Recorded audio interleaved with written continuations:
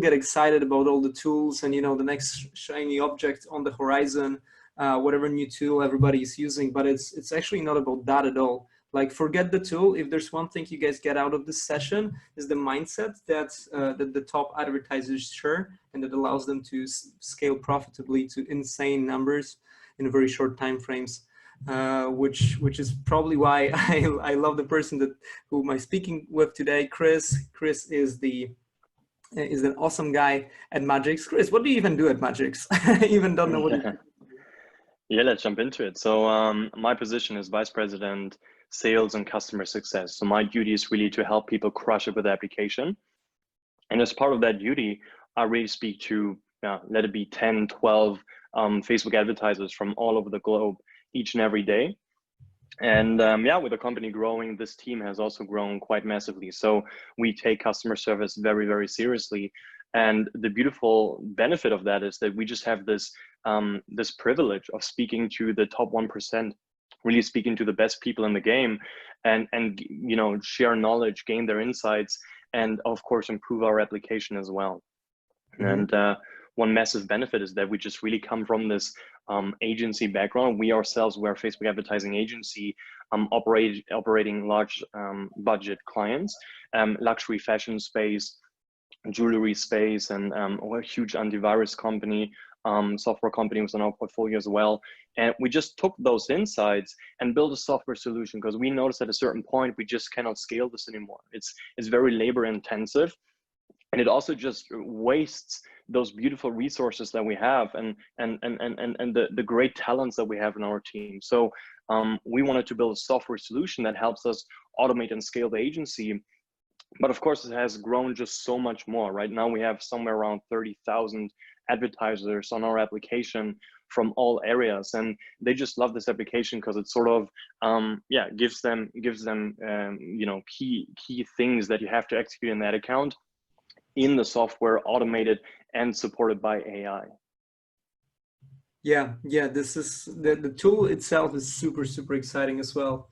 So if you guys haven't had a chance to try any kind of ad technology, that is, there's a lot of solutions out there, and every single one is bringing something new to the table. So I think the times when you're just relying on the native tools that the Facebook is providing are probably gone, at least if you want to get to the next levels. But yeah, Chris, before we get started, I also wanted to give everybody who's watching us now a little bit of a teaser on what we're going to learn about today, and also what we're not going to talk about today, and also who is going to benefit of this, of the content of this presentation. So would you like to give us a little bit of an intro about that? 100%. Look, I love to reverse engineer the audience that we're speaking to, and your crowd, but also primarily our crowd as well. They're e-commerce businesses, right? So my focus really was, okay, let's try to find those things that great e-commerce advertisers are doing, and let's present them right here.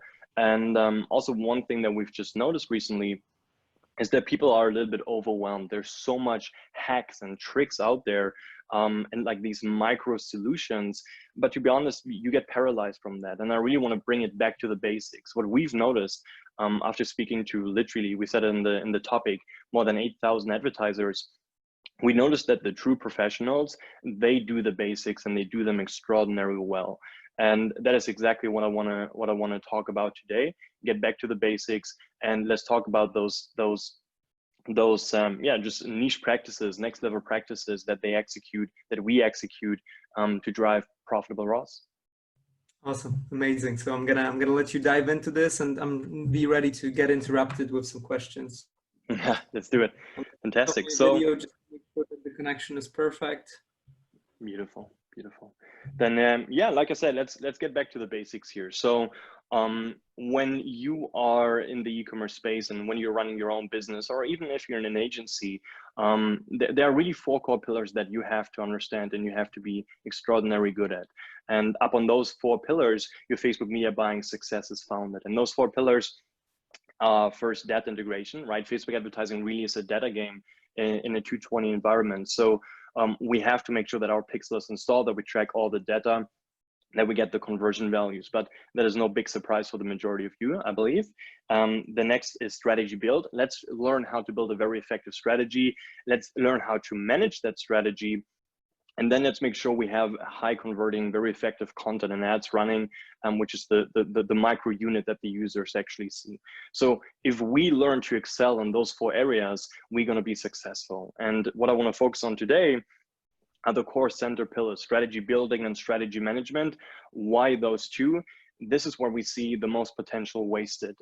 There are some very straightforward practices that we want to talk about here today to really make sure that you got this out of the way.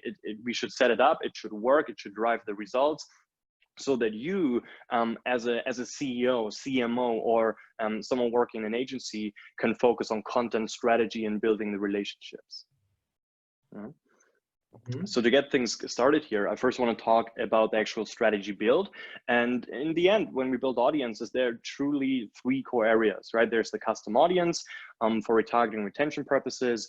There are the lookalike audiences, and there are interest and detailed targeting audiences. And the first thing I want to talk about are the lookalike audiences, because we really noticed this is the backbone. They are the reliable backbone and performances for the majority of our customers. And here we use one data module that we call, or it's actually known that way, the ERFM module. Now, why shall we care about any fancy modules? There's one massive problem that we see many advertisers running into when building lookalike audiences. Essentially, what many people are doing, they go ahead and they build their visitor audience, they build their customer audiences, and they just bucket all their customers in one custom audience and then build the lookalike audience on top of that. Massive problem with that is that there's a difference in quality, right? When you build a visitor lookalike audience, there are some visitors who are just leaving the page after a couple of seconds, or who leave the page open, but in tab number 32 and actually never check out your business, right? So there's this massive difference in quality. And if you're now just building a regular visitor lookalike audience, you're going to replicate this mistake. And I've resembled this here with a rocket, right? Imagine you have a rocket on Earth and it's tilted to the left by 3 inches. You're going to miss the moon by 300 kilometers, right? And something similar happens when you build these types of lookalike audiences. If you have a small mistake, unclean data in your custom audience, it will replicate in the lookalike audience, just significantly hurting its performances. And the ERFM module is a module that we use at Madgicx, that we've used in our agency, that all of our customers are using and having great success with, to really build these crystal clear data sets upon which we then build the lookalike audiences to actually aim straight for the moon. Now, what does ERFM stand for? We can really break it down into its core areas. So first, we have the engagement intent. Yeah, you're gonna have, and this is quite straightforward. It's people who purchase, it's people who add to cart, it's people who visit your page, so the view content event. And then we want to micro-segment them based on certain variables. And those variables are the R for recency, F, frequency, and M, monetary value, ERFM, right? Now, to give you some actionable insights here, let's, for example, you go inside of your CRM, and what I would really recommend for you guys to really start breaking down your data that way. Look at your data that way. For an example, one thing that we see doing extraordinarily well, when you go, for example, and build visitor lookalike audiences, first, recency, right? So how much do we want to go back in time to actually get the data? For example, at the moment, due to COVID, the economy has changed. The world is a different world right now. So we see that clients across the board massively succeed with low recency lookalike audiences. Let's give the people who are buying during these special times, let's give them more weight in the actual custom audience to then lookalike on top of, right? And then we have, for example, the frequency. So how many times did they visit you? And the monetary value, the level of engagement they had during their sessions.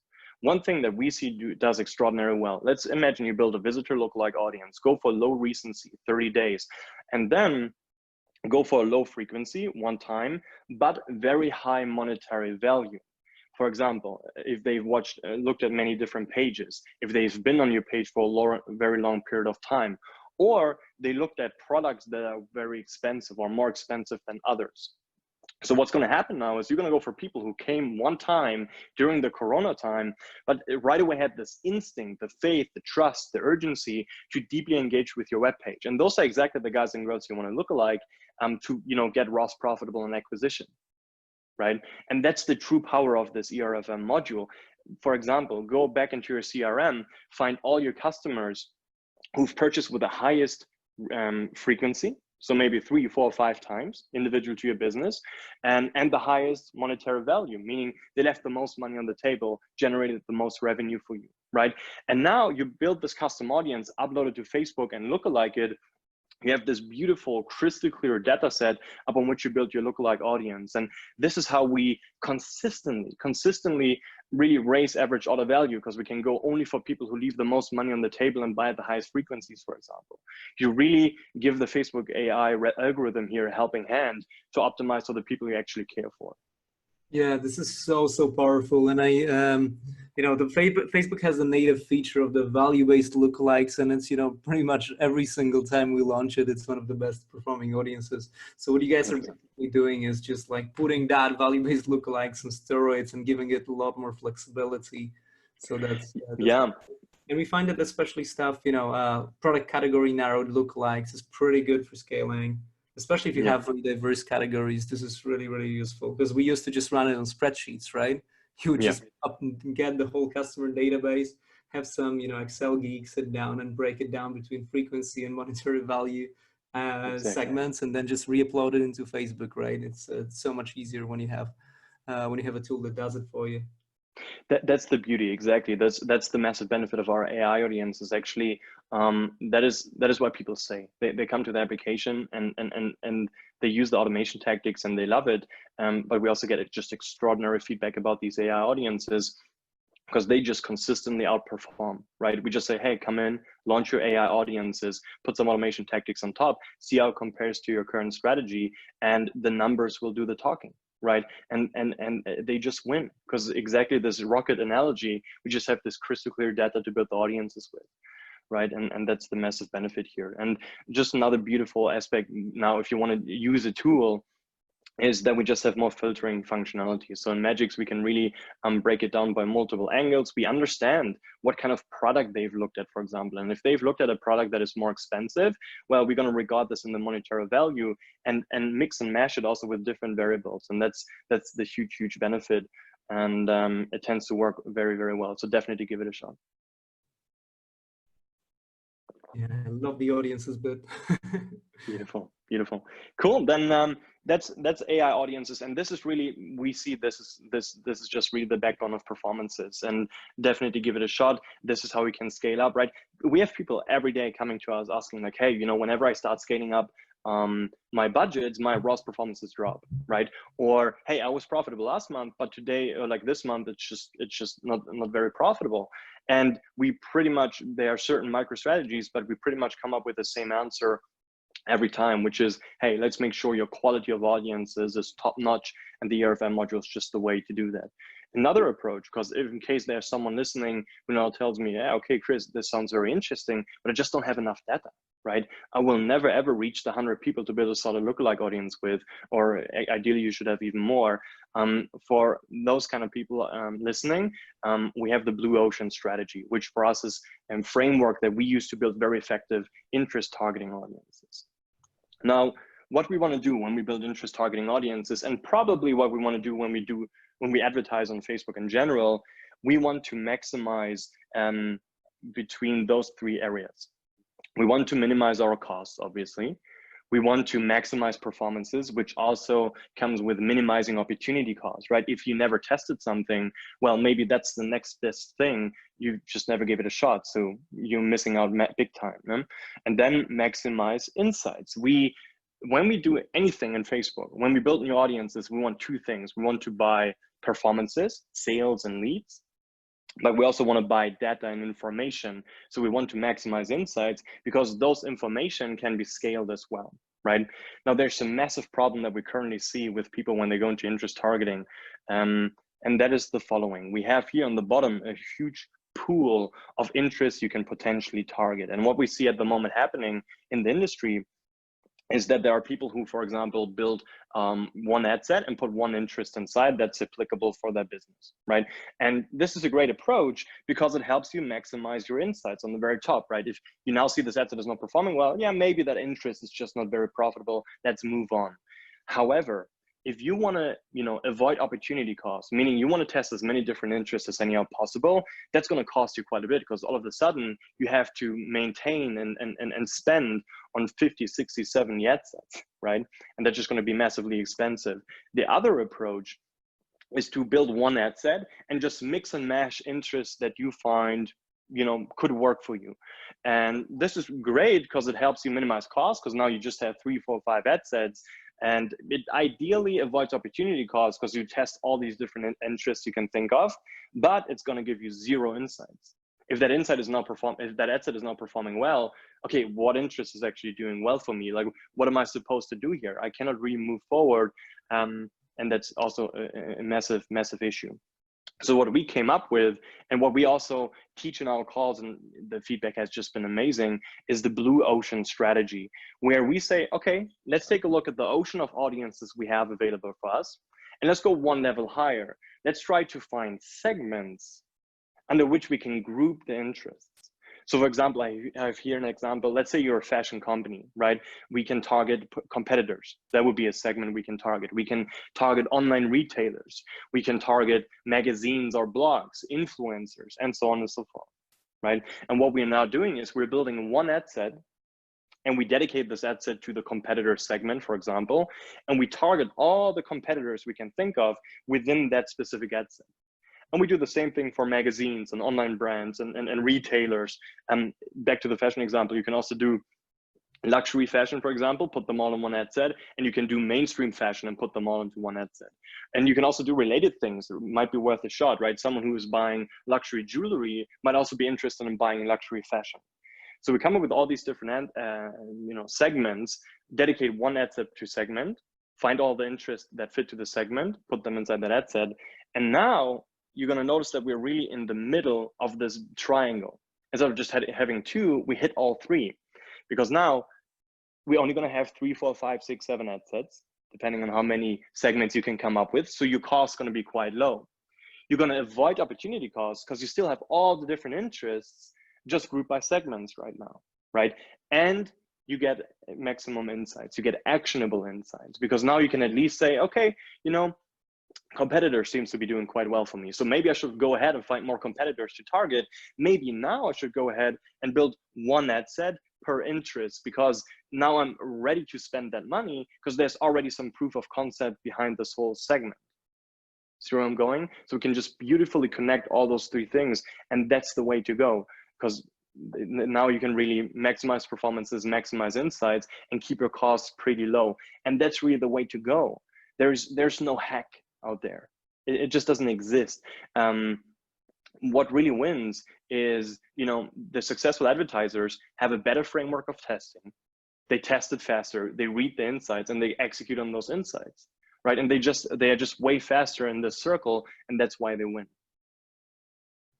Yeah. So we do this a lot, and we actually still do it to an extent where we have single interest ad sets to minimize insights, which I find is very useful. But then also the problem of this is, if you want to scale fast, so what, you've got an audience that is, a single interest, and what exactly works for you when, you're trying to scale it to $500 per day and it's already exhausted, right? So you have to bundle this together anyway. So in most cases, as long as you you do a good job of grouping those interests together, then you already have, you hit the best of both worlds in terms of, like getting insights and also not limiting your scaling, right?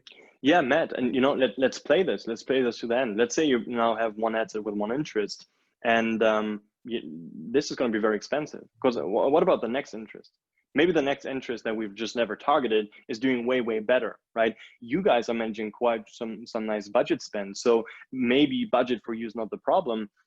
But then there are some people who just, they just cannot afford it. And now to really have like single interest ad sets, they need like 30, 50, 60 to really have a very diversified setup of interests to find the ones that are going to win. And if they don't do this, they only end up with 3, 4 ad sets, which really just cover a small portion of this ocean, and they're frustrated because it doesn't work, right? Like, yeah, man, you just never tested the whole ocean. And by segmenting them, that's the best way to do it, and the most cost effective.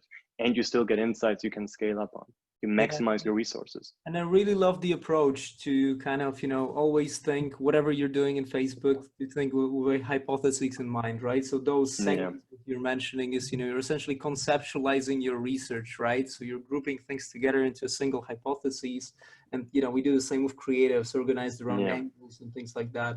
I think this is a very useful mindset to have, to try to kind of, not just get lost in this chaos of so many things, so many new things to test out, but actually have, strong kind of grouping in your head of what is the common factor between the things that you're testing. Super cool. That's it. That's exactly it. Awesome. Cool. Yeah. Like if we execute on those insights, we should be fine. It's just the tip of the iceberg. I mean, there's so much more we could potentially talk about, but if you really internalize those insights, also knowing your audience, like you guys know what you're doing, your audience knows what they're doing. So yeah, but these are really just actionable insights they can start executing on today and benefit from it tomorrow, right? So that was just very, very important to me. Now, that's it in terms of strategy build. Now let's go into the next area, which is actually the strategy management. Put your Facebook ads on autopilot, right? A huge component of Madgicx and a huge topic of conversation lately is automation in all walks of life. And Facebook advertising and digital advertising is no exception. One thing that we see, and it's, we became super passionate about it because it's just super painful. We speak to so smart people every day who are building their businesses, who are hustling, who are grinding, who are very smart and educated. And we're all equipped with these massive potential, but we choose to waste it on, downscaling bad performing ad sets, duplicating ad sets, increasing and decreasing the budgets, right? And we love it because it makes us feel good. In the evening, we have the feeling, yes, we were grinding, we're working all day. But if you actually look back to it, you've done nothing really productive. You've decreased some budgets here and there, and it occupies your time. You shouldn't be doing that, right? Instead, what you should be doing, you should actually get to operate your business, right? You should build relationships with your clients and business partners and vendors. You should strategize and innovate to, speak your business forward. You should study and learn. You should coach your employees and hire new team members, right? Stop managing your ad account. Start building your business, right? And automation tactics are the way to do that, because they can automate your day-to-day work in the Facebook Ads Manager. And for everyone listening, I would really recommend to now get ready to just take a couple of screenshots, because I really want you guys to leave with some very actionable insights here. So what I have in my slides here are just real life examples of how we automate our ad accounts, and no black magic, right? Like I said, we spoke to 8,000 plus advertisers, and we just observe what they're doing and also what we're doing in that account each and every day. And we try to build automation tactics around them. The first one is what we call stop losing ads, right? We want to sunset losing ads. Now, why first ads? What is the macro, right? The macro is nothing but a combination of micros. Before we concern ourselves with ad sets and campaign performances, we should really take a look and optimize our ads, because they then tend to, if we have our ads very tight and solid, it tends to improve the ad set performances and campaign performances as well. So stop losing ads. Here's the setup that we use to downscale ads if they just don't perform well. And again, we just took a look at what are we doing as humans and then put it into an automation tactic, because these procedures already have proof of concept. So the standard procedure, and I'm quite sure everyone listening to this can relate to it, we go on an ads level. We check, for example, last 3 days, right? And we just go through all the different ads, and then we see certain ads who spend a lot of money and did not generate any success for us. No ROAS, no sales, or whatever you're optimizing for.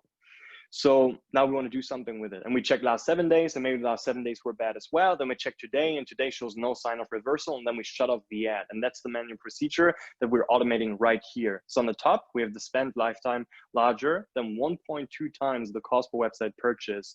Actually, should say last 28 days. Please don't make that mistake. And basically what's happening now is we make sure that we give our ads a grace period. Right? If they spend 1.2 times the cost per purchase, they should have brought a purchase by now. right? And then we start judging the ROAS performances. And if they are bad for today, last 3 days and last 7 days, we're going to shut off the ad. If your break-even ROAS is 2, then those are the parameters I would recommend for you guys to use. Otherwise, you can get inspired by it in terms of proportions. I'm significantly lower here for the last 3 days simply because of attribution delay, right? Sometimes purchases still come in at a higher frequency actually for like 3 days or 2 days delay. So we want to be a bit more relaxed for the last 3 days. If you set this up, you will never have to worry again about ads overspending, right? Let's focus on building new ads. Let's focus on briefing the content team to come up with new ads formulas, and let's not focus on downscaling bad performing ads. Right? Yeah, I think the automation tactics need no explanation. And now, I have to say that, some of the guys in our team were pretty skeptical of the automation tools because they said, hey, I can manage the ads, better myself and things like that. But I think there's this massive component of education, and I actually see massive value with automation tactics. And okay, so I see you're going to go through some other tactics, but maybe I'll share the story of what can happen when people manage the accounts by themselves. So sometimes if especially if you're managing large budgets, if you don't have automation tactics, it's really, really risky, right? So I've heard like a friend of mine, actually, he increased the budget by accident on an account. He was very late, he's working through the night, and he upped the budget from like 1.2k to 12k daily budget. He went to sleep, woke up the next day, had a visit at the dentist. Before he noticed, it was like 12 p.m. the next day. The client has already spent like 6k of the budget. Fortunately, he didn't lose that much money, but imagine what could have happened if it was just like a 00 typo, right? So if you definitely want to have some kind of safety measures, especially if you're managing large budgets when the issues. 110%. It's huge. It's a huge backup. It's a security system.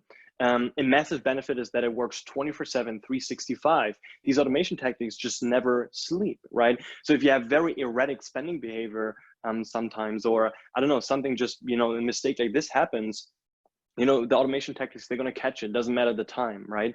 And also, we see it so often, like if you believe in your time, if you value your time, if you value your talent and skill, you shouldn't be downscaling bad performing ad sets, right? And I'm really like you don't have to reinvent the wheel here. You don't have to adapt like super complex tactics. Think of the things. Take the next 3 to 4 days and observe what you're doing in the ad account each and every day, right?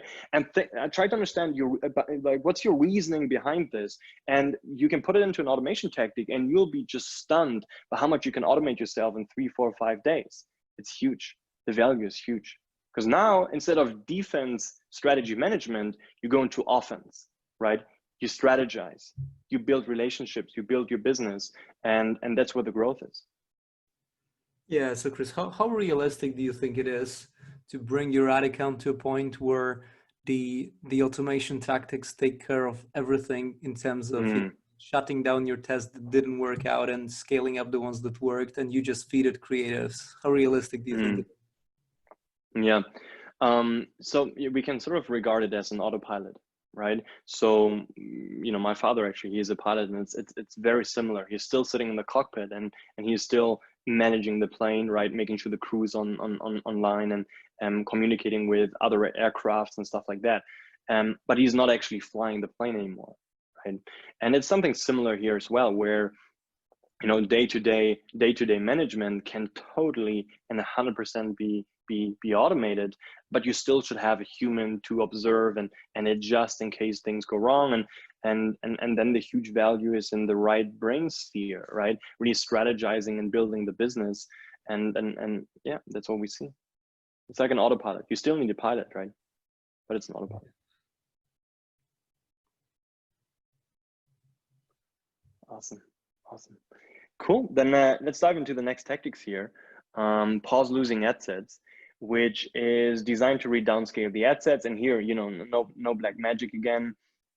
So we have, when we have ads that just don't perform well for multiple days in a row, we want to, downscale and eventually shut them off. And this is exactly what we're trying to automate here as well. And please definitely, adjust, like build similar automation tactics. You can really get inspired by this. So first we can see here, we check when the last purchase came in, how much did it spend since, and then we reduce the budgets by 10%, and then we shut it off. Why this reduction? And by the way, you can also do it manually, right? Really test these procedures first manually. And if they work, then you can build automation tactics around it.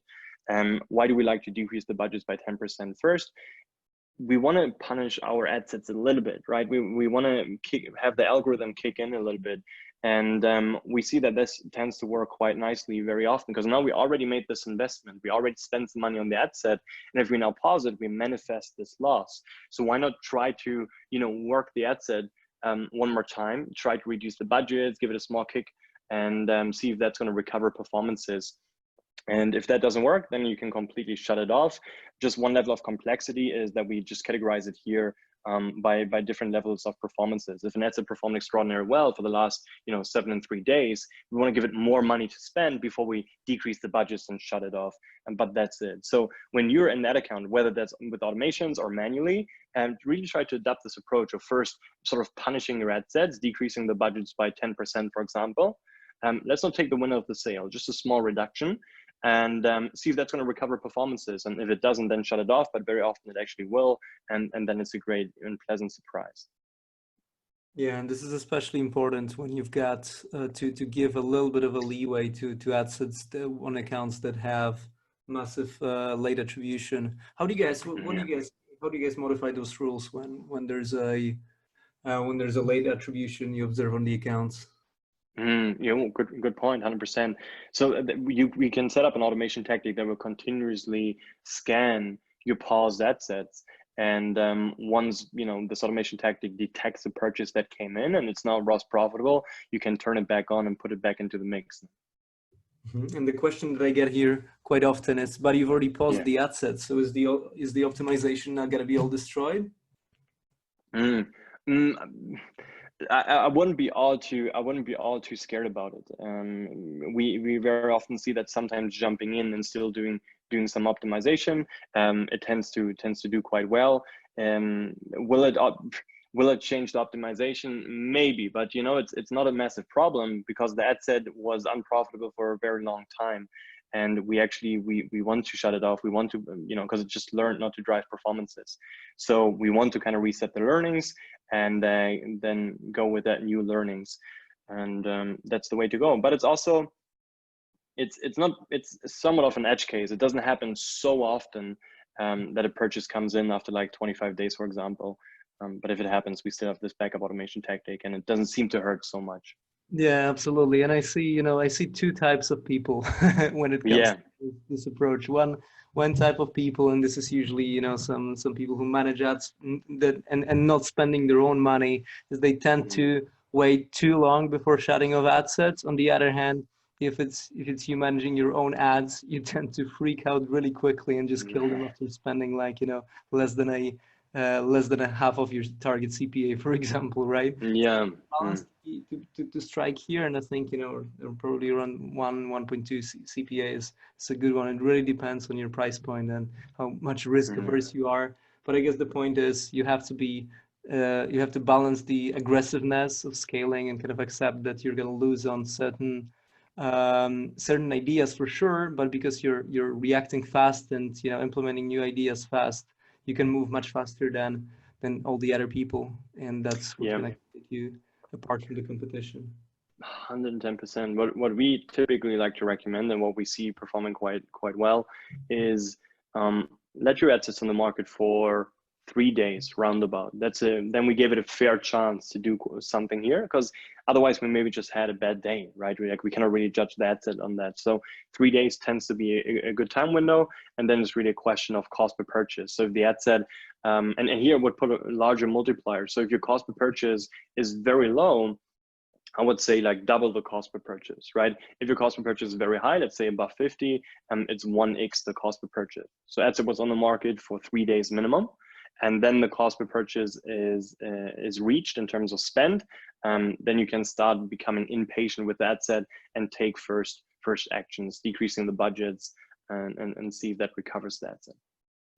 Yeah, that makes perfect sense. Beautiful. I love it. And you know, one thing that you've actually mentioned, and that's so interesting, you just said, okay, it helps us when we have these kind of tactics in place, it helps us just scale and become a little bit more aggressive on the upside. And super love that. And actually this next automation technique that we're going to talk about, stop loss, is the key to make that happen. You and probably everyone managing Facebook ads notice that you have like a good day, then you have a bad day, then you have 2 good days in the market, then 3 bad days for that ad set, right? There's just fluctuation in performances, which is okay and understandable because it's a marketplace, right? One day we win the auction, one day we lose the auction. The only problem is that if we now have a bad day, it eats up all the profits from the good day, right? And that is something we don't want to happen. And that is where we install stop loss. So if the ad set goes off the rails and starts burning the budgets, we jump in, pause the ad set for today, and then at midnight, we're going to turn it back on again. And that way you can protect your profits from previous days, which overall is going to raise your performance level. And it also buys you time, right? Because if you now lose only $25, let's say, instead of $50, well, all of a sudden you can have the ad set on the market for double the days and still, you've lost the same amount of money. And if you have double the days for the ad set, it might, have this lucky day again where it picks up on momentum and drives a sale again and starts building up again, right? And that's the massive benefit. Also, it's beautiful risk management. In this example, we stop loss an ad set if it spent £25 and did not generate a single purchase. The £25 is related to the cost per purchase as a benchmark, right? Spend the cost per purchase, did not drive a sale, let's jump in and pause the ad set. Now, that's your risk. That's the cap. If you now have an ad set on the market with 50, 80, £100, on a bad day, you're only gonna lose 25. Right? So what you can do is you can start entering the market with larger budgets. You can start bidding higher. You get a higher quality of traffic, and but still you only have £25 at risk. And that's just another massive benefit of having these stop loss automation tactics in place. Absolutely. Yeah, stop loss is beautiful. I love it. Yeah, it's fun. It's good to see that.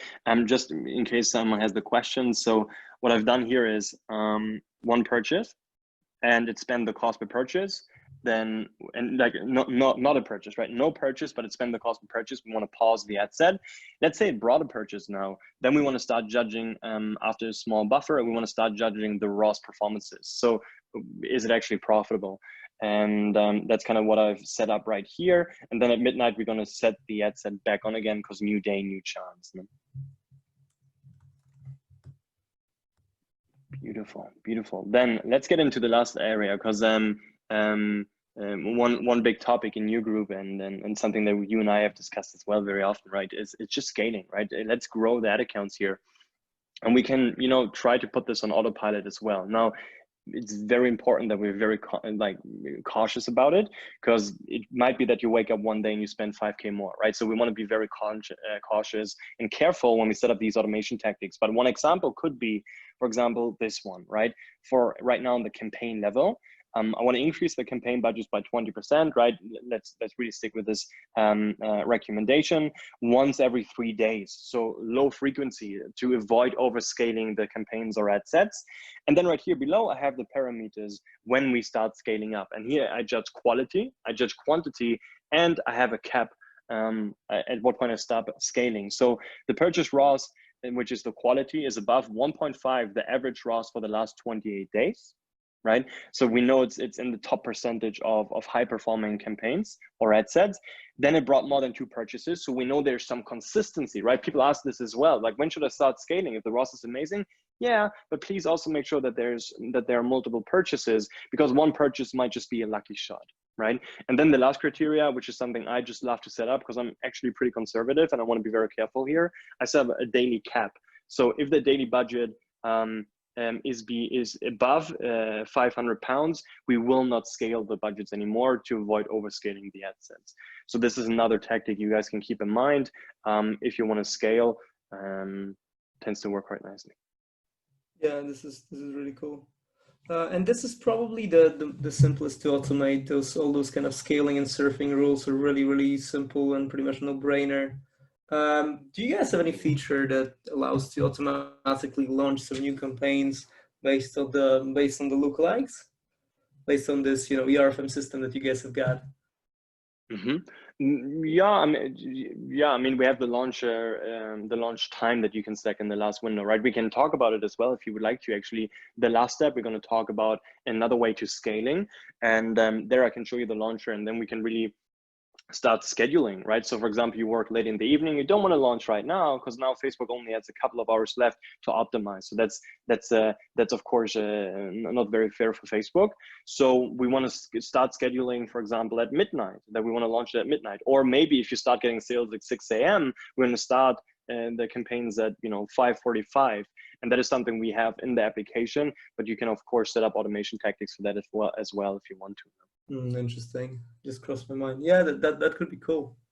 Yeah, 100%. You can do like what we have in the Madgicx application by name, right? So campaign name contains, and then you can maybe do, I don't know, start scheduled, right? And then you set up an automation tactic that will launch all the ad sets at midnight. It doesn't matter which one you launch, as long as the campaign name has, start scheduled in it. And then the automation tactic will automatically apply. So you can definitely geek out and build some pretty cool automations.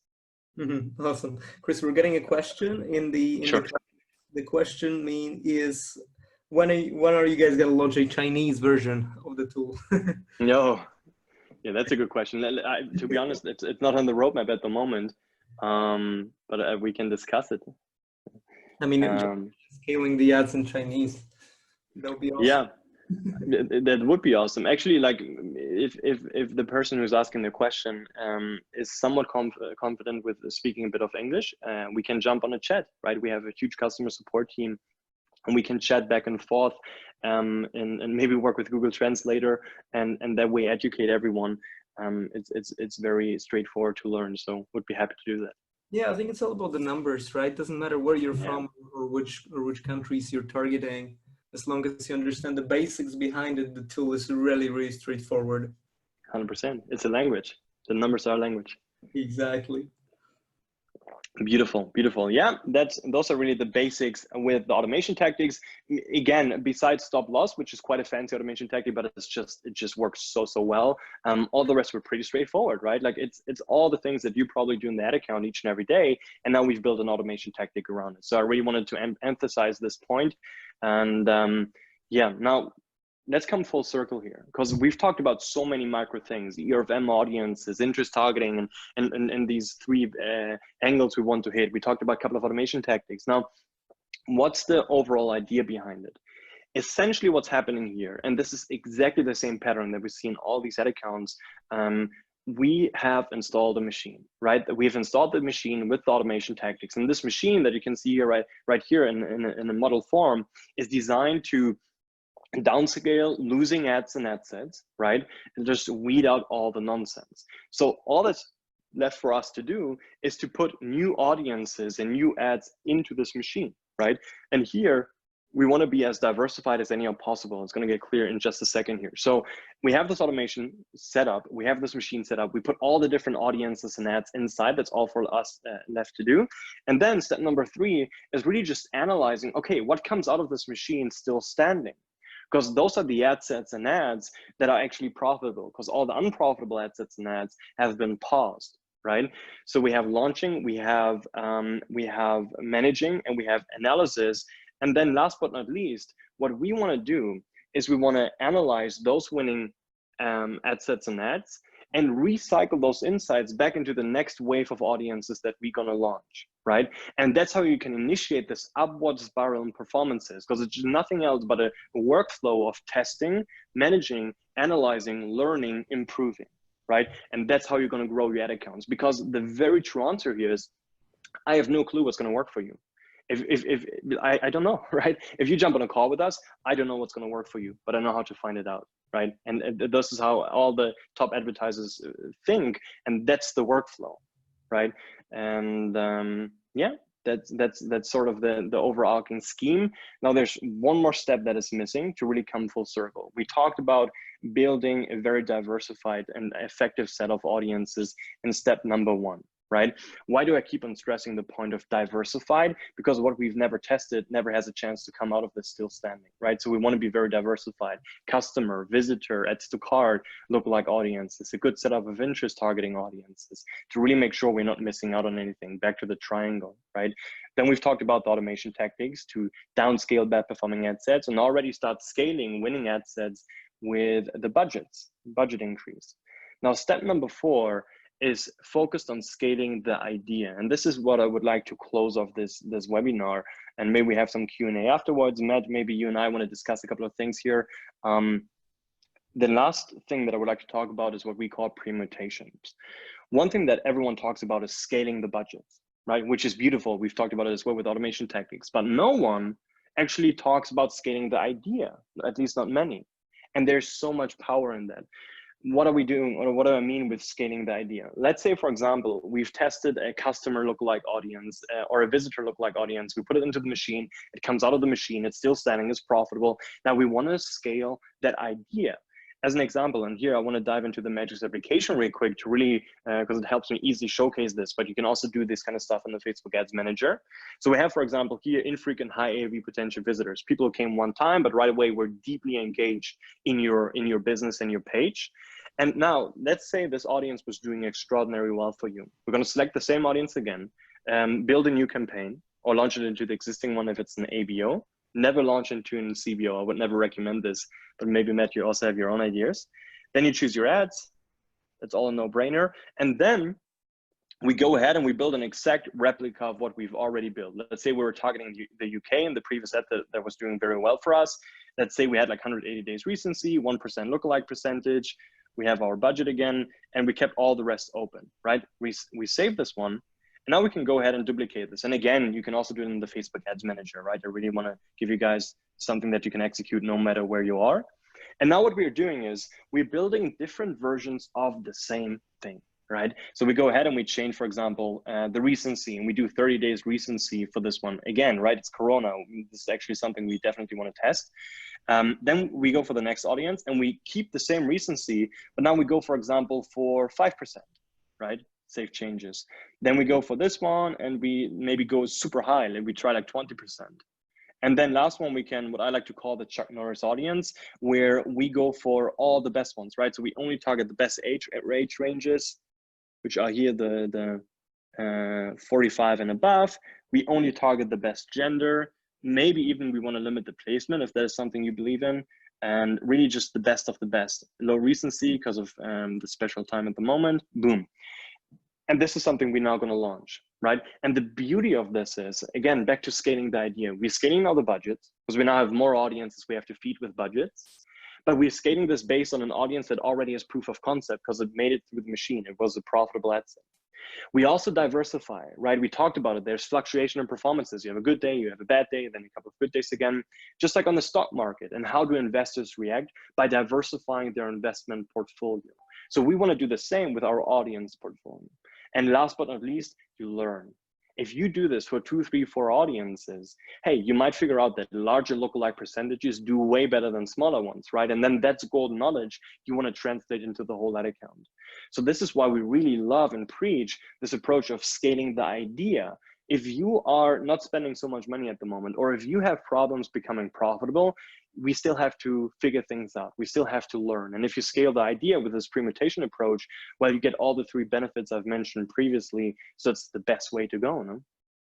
Yeah, and you know, literally this idea of permutations, it's been something that I've been preaching to my team every single day for the past couple of weeks, because, you know, it applies to anything. And when you're scaling, especially, right? So, you know, when you're starting out on an account, you find that you're testing very, very diverse ideas until you find what works, right? So you test creatives that are very, very dissimilar, completely different angles. You just want to go crazy with ideas. Same with audiences, right? But then as you're scaling up, the big question is, okay, do we continue to test very, very diverse ideas? Yes, we do. But then at the same time, if you want to double down on what's working, just like you mentioned, you want to scale the idea by permutations, right? So for example, you're working on creatives and, you want to hit your target of testing 10 per week or something like that. Why don't you go for 30% of creatives should be permutations of your best ones, right? Maybe different first 3 seconds and things like that, and then 30% is something in between, and then 30% is going to be something totally off the hook, right? So this way you're hitting the best of both worlds on kind of scaling what's working, and also still not falling into kind of overfitting the model, right? So you're still getting the benefits of testing the very diverse stuff in case the current setup stops working. Same applies to audiences, really. Yeah, 100. I like to compare it to an hourglass, where in the beginning we don't know anything, right? We have this very humble approach, and we just don't know what's going to work because every ad account is different, right? And so we start very broad with a very diversified set of audiences and ads, and then we start figuring out what works. And the automation tactics or a human is going to do this, right? And just shut off everything that doesn't work. So we get very narrow and come to the narrow part of the hourglass. And then, once we're profitable, we start sort of trying to understand, okay, what are the certain audiences and ads that do well, and let's build different permutations of it so we get more broad again. And that's how we come up with this hourglass shape, and that's really the best way to manage your ad account. Yeah. And it's especially, it can be humiliating managing ads when you think something works and then you try to apply or copy the same strategy to a new account or even to a new product, or even, a situation changes. Facebook makes a new update and all of a sudden everything you knew stops working, right? So Yes. that's why you want to always test something diverse still, but then, permutations is definitely the way to scale whatever you found working. 100. It's this, right? It's this machine. That's it. Continuously, the golden formula is going to be different from ad account to ad account, right? What's going to work is going to be different from ad account to ad account. But the way to engineer the golden formula is going to be the same across all of them. That's it. And this is the way, right? Just testing, be super rapid and quick, and please don't allow yourself any errors with the managing, and then just understand what works. And know ways to scale it. And permutation is just one beautiful way to scale what works by diversifying and also learning. And that's it. Yeah. Absolutely. This is really, really big and important lesson. I find that, media buying is 90% mindset. Yeah. You know what's so 110%. You know what's so interesting? Like, in many ways, how we manage our company Madgicx is how we manage our ad accounts, right?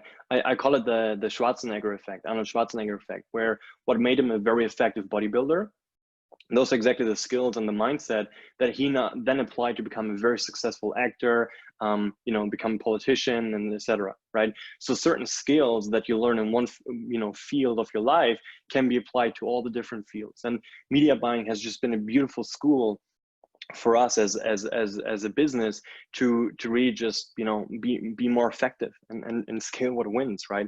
So these kind of lessons, they help you optimize your ad account today. But maybe they really can improve many parts of your life. Yeah, absolutely. So I wanted to mention one thing here that like as to those who are watching us, as you can see, we didn't talk about any specific marketing tactics, another golden formula that you can apply to all the accounts and it's 100% gonna work, because it's really not true.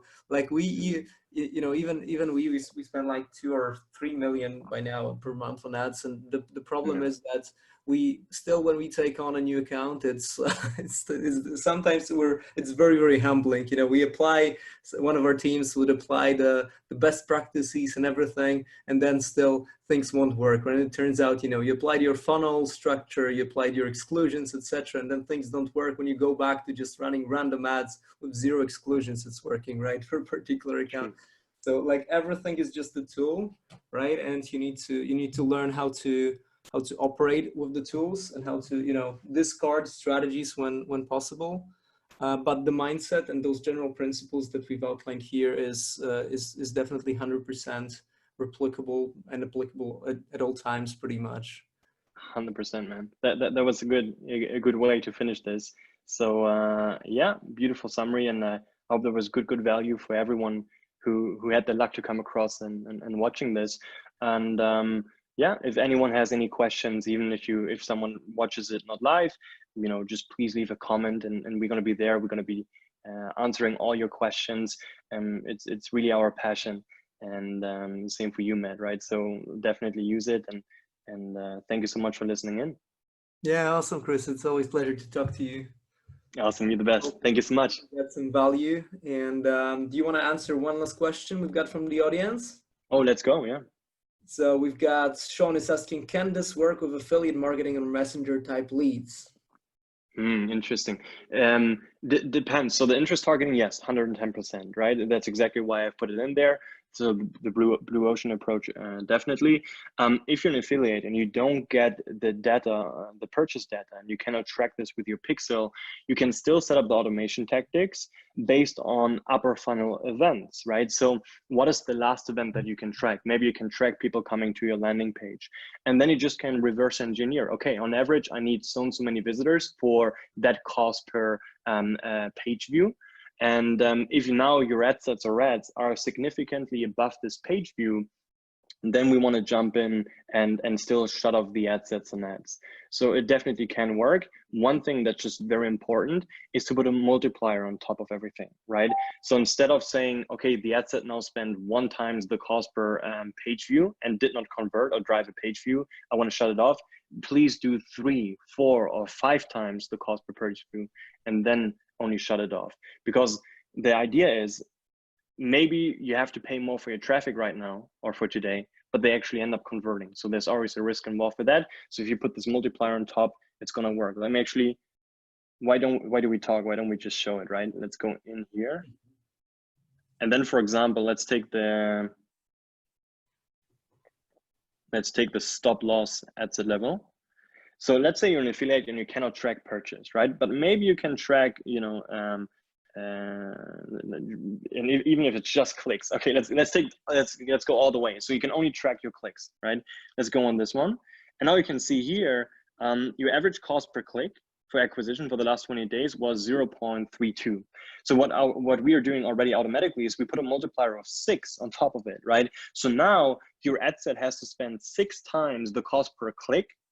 And if it did not generate a single click, then we're going to pause the ad set. And that's exactly the way to go. And that's what I would recommend if you don't track purchase. Because yeah, maybe your clicks are more expensive, but they actually convert. So we want to have this multiplier. And also, if you start pausing your ad sets after like 32 pounds spent, you're going to pause them at like 1 a.m. in the morning, right? So we want to have this multiplier of 5 to 6, and then you can apply all the same things as well. I hope that helped. Yeah. I think it's really useful, especially if you're doing lead gen at scale, and you really have to be mindful about your costs not spiking and keeping them stable.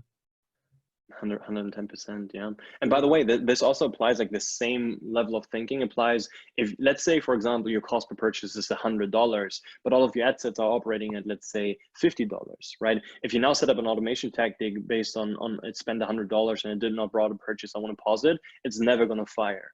Right? And then you can also go up the funnel and you can build it based on cost per ads to cart, because maybe your cost per ads to cart is $5.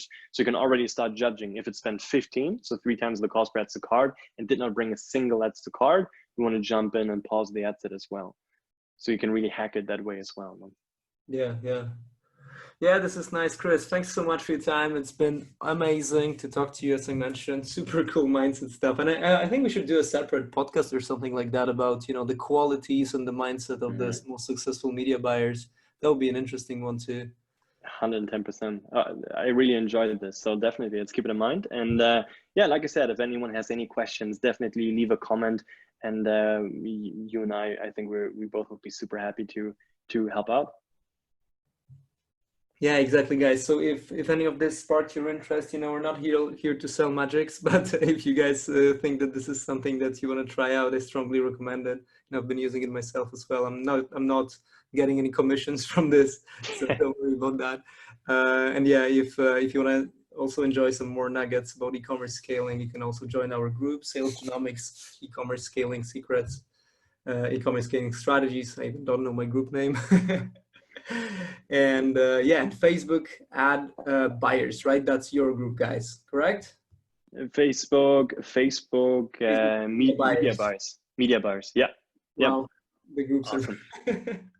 Thanks a lot for staying till the very end. This was e-commerce scaling strategies by Sales Genomics, brought to you by Matt from Sales Genomics. If you're interested in more tips and strategies on how to scale your e-commerce business, visit our Facebook group called e-commerce scaling strategies by Sales Genomics, or follow us on social media.